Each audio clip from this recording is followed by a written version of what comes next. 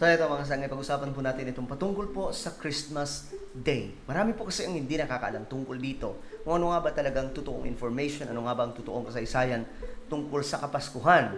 And many of us, Filipinos, are celebrating Christmas Day sa pag-aakala, mga sangkay, na ang pagkasilang ni Jesus Christ ay sa December 25. But, nandito po tayo para pag-usapan kung ano nga ba talaga ang katotohanan tungkol dito. Isa nga po sa katanungan, mga sangkay, ang Kapaskuhan nga ba ay pagsamba kay Satanas o ito ay pagsamba kay Kristo? Magandang katanungan, mga sangkay. At ito pa, dapat nga ba i-celebrate ang Christmas Day? Well, lahat ng yan ay pag-uusapan natin.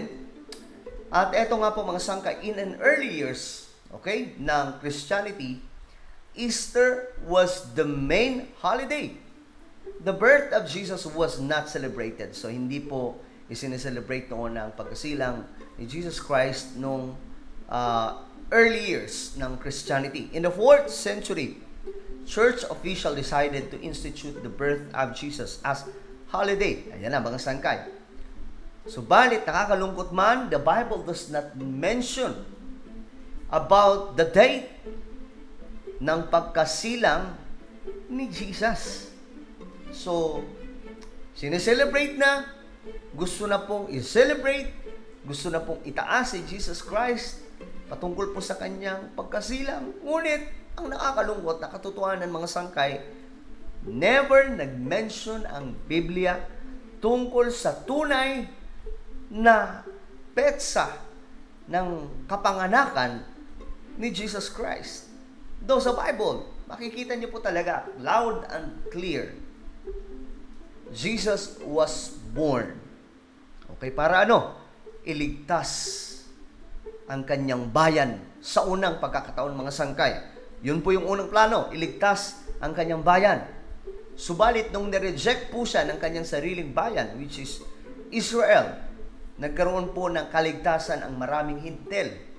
Nang ganun-ganun lamang, I know naman, mga sangkay, okay, I believe na plano talaga ng Diyos na iligtas ang sangkatauhan, ang buong mundo, na mabalik po sa dating kalagayan na ang tao ay may relasyon, may connection sa Diyos. The time of Adam and Eve, mga sangkay, ang tao po talaga ay mayroon pong connection sa ating Panginoon. Mayroong special, okay, relationship sa Diyos. Anyway, baka may magtanong, sangkay, bakit yan ay naging topic mo? Baka late ka lang, kapatid. Matagal na po tayo nagta-topic about ng Word of God dito sa ating channel dahil wala na po tayo sa politics. Okay? So, balik po tayo sa ating pinag-uusapan. So, gusto ng ating Panginoong Diyos na mabalik po yung relationship ng tao. That's why gumawa po siya ng pamamaraan. Imaginein mo. Jesus was born to redeem, to save His people. Pero ang nangyari, mga sangkay, na-reject po siya. That is why ang hintil, tayo mga sangkay na hindi kabilang sa Hudyo, nagkaroon ng kaligtasan. Pero hindi ibig sabihin na magagalit na po tayo sa mga Hudyo. Actually, mga sangkay, blessing in disguise ang naganap. Dahil instead na ang unang-unang misyon ng Panginoon ay iligtas ang kanyang sariling bayan na gumagapang sa kasalanan, marami sa kanila ay sumasamba na po sa iba't ibang klaseng Diyos-Diyosan. Ang nangyari, mga sangkay, nireject po nila. So ito po yung nagtulay sa kaligtasan ng marami sa ating mga hintil na ngayon ay tinatawag na pong church. Okay? I hope na nasusundan po ng lahat. So, unfortunately, the Bible does not mention date for His birth. Okay? Never. Although some evidence suggests that His birth may have occurred in the spring. Ito nga yung tanong, mga sangkay, why would shepherds be herding? Okay? In the middle of winter. Kaya may mga pag-aaral, mga sangkay, sa mga scholar about Bible, many of them, they believe that Jesus Christ was born hindi po sa December 25. Hindi po sa month of December. Iba, sinasabi po, mga sangkay, sa panahon po ng summer or sa panahon po ng tag-araw, isinilang si Jesus Christ. Yun po yung kanilang sinasabi. Ngayon, eto na.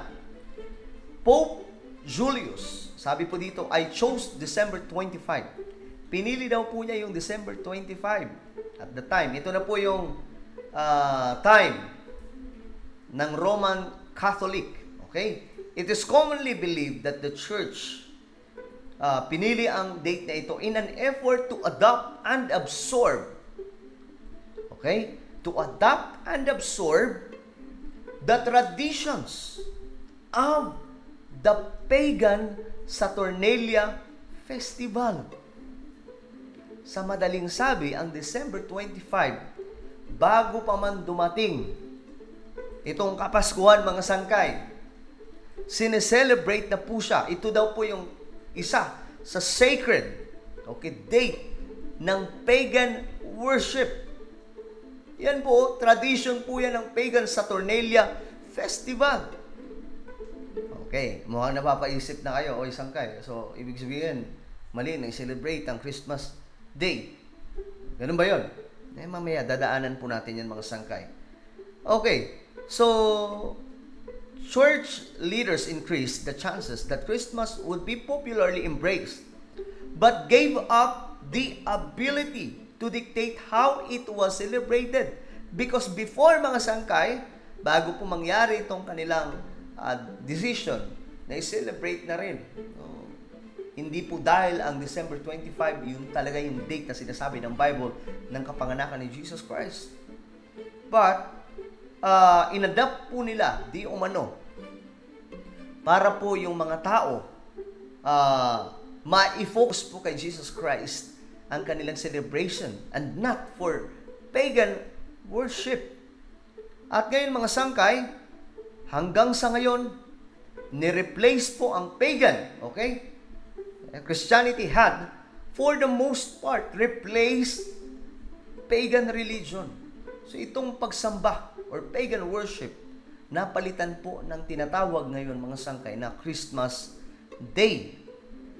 Okay? Which is, ano po ito? Celebration ng kapanganakan ni Jesus Christ. But again, hindi po yan ang tunay na date ng kapanganakan ni Jesus Christ. Para lamang po mas malinaw. After Christianity began spreading, ito na, nung nangyari na po na mag-spread ang Christianity through Europe, itong si Pope Gregory, ayon po dito, in the year 601, told Christian missionaries that pagan practices, including using trees in ceremonies, could be continued as long as the items were consecrated to Christ. Okay, yan po yung ayon sa kasaysayan. But again, mga sangkay, ang December 25 ay sineselebrate noon sa pagan worship or pagan festival. Yun po yung totoo, mga sangkay. So, ang katanungan dito, sa demonyo nga ba ang Christmas? Sa demonyo nga ba ang December 25 celebration? Well, ang sagot ko dito, yes noon. Ang December 25 celebration noon na hindi tumutukoy sa Christmas ay sa demonyo. Why? Yan po yung pagan worship. Yan po yung totoo. Kahit si Kuya Kim Atienza, mga sangkay, alam po yan.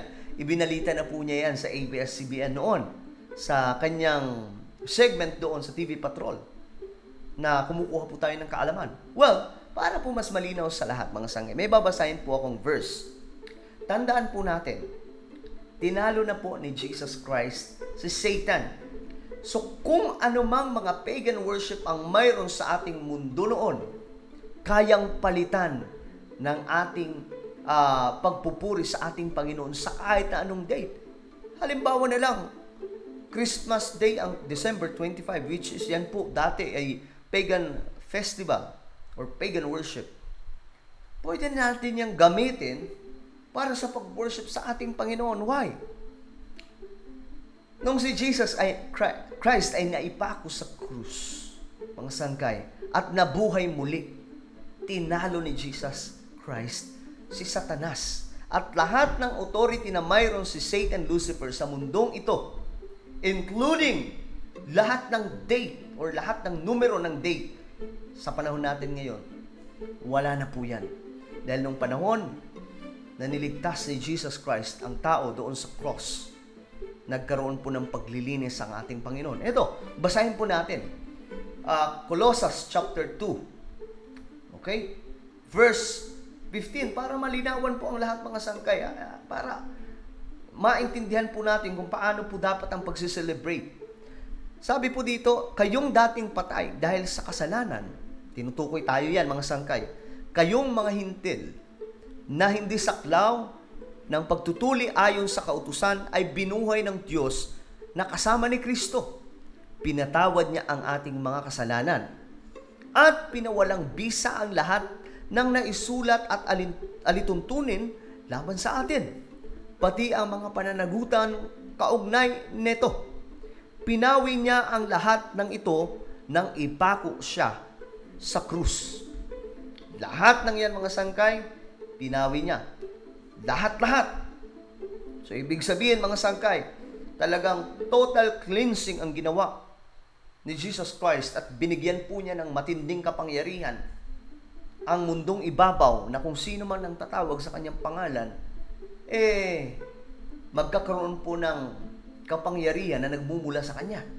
Sa pamamagitan, verse 15 ng Colossus chapter 2, sa pamamagitan ng kanyang kamatayan sa krus, nilupig niya, ang mga pinuno at kapangyarihan ng sanlibutan. Kaya hindi na po nakapagtataka mga sangkay na ang Christmas Day, December 25, noon sineselebrate, noon sineselebrate as pagan festival, as pagan worship, ni-replace, pinalitan po ng ating Panginoon. And right now guys, December 25, we are celebrating the birth of Jesus Christ. But again, hindi po yan ang tunay na kapanganakan ni Jesus Christ. But yes, we can still celebrate Christmas Day. Okay?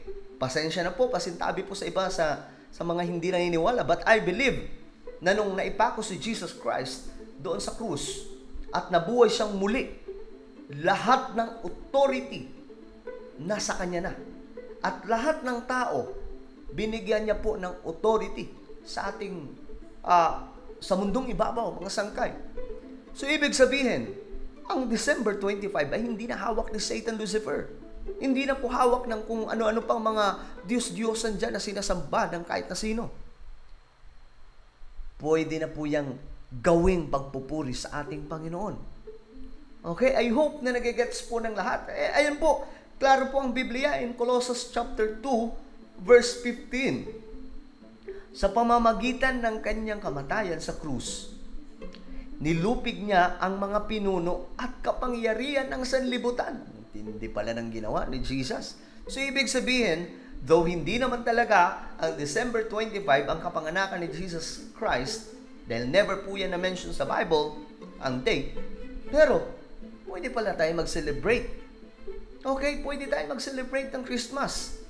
Ayan po, ang mga ito'y, ito ang karugtong, ang mga ito'y parang mga bihag. Ang tindi na ito mga sangkay, sinabi. Ang mga ito'y parang mga bihag na kanyang ipinarada sa madla bilang katunayan ng kanyang pagtatagumpay. Sa madaling sabi mga sangkay, tinalo ng Diyos ang lahat ng pagan worship, si Satan Lucifer, at ang demonic forces. Ganun po ang nangyari mga sangkay. So, ibig sabihin, wala na pong epekto itong pagan worship sa December 25. And we can worship at any moment, at any time. And we can, pwede na po tayo mag-celebrate ng kapanganakan ni Jesus Christ sa kahit na anong petsa. Subalit, dahil na nga po nakasanayan na po natin na ang December 25, ay ito po ay time na ni-replace na po natin si Jesus Christ as a celebration of His birth. Dito na po natin halos lagi ginagawa ang celebration. But every day, mga sangkay, magpasalamat po tayo na isinilang si Jesus Christ. Dahil kung hindi po isinilang ang ating Panginoong Jesus, malamang sa malamang, wala po tayo ngayong kaligtasan at si Satanas nang papatuloy ang panluloko, malamang sa malamang, mas marami na po ang kanyang nadadaya ngayon. Ngayon mga sangkay, ito lang ang paalala. Ano nga ba ang identity ng pagan worship? Ito sa Christmas Day, December 25, ito na lang ang tatandaan nyo. Kapag maraming tao o may kakilala ka o ang isang tao nag-celebrate ng mali sa December 25, siya po ay sumasamba o siya po ay gumagawa ng pagan worship. Sumasamba kay Satan, Lucifer. Nagpupuri sa demonic forces. So, ang tanong, Sangkay, ano nga ba? Paano nga ba? Ano nga ba ang tinutukoy mo? So, kung ang isang tao sa December 25 ay nag-iinom ng alak, naglalalasing, ano pa ba? Nagpa-party-party, na nagwawala na, nakikipag-away, at kung ano na ang ginagawa, nagmumura. Well, hindi po yan nag-glorify sa ating Panginoon.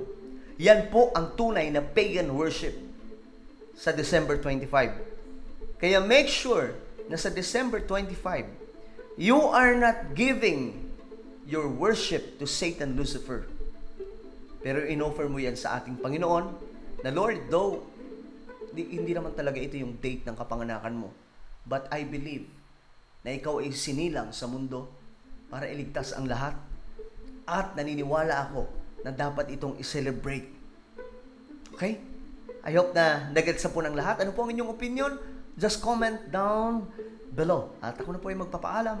Hanggang sa muli, this is me, Sangkay Janjan. Palagi niyo pong tatandaan that Jesus loves you. Merry Christmas, everyone.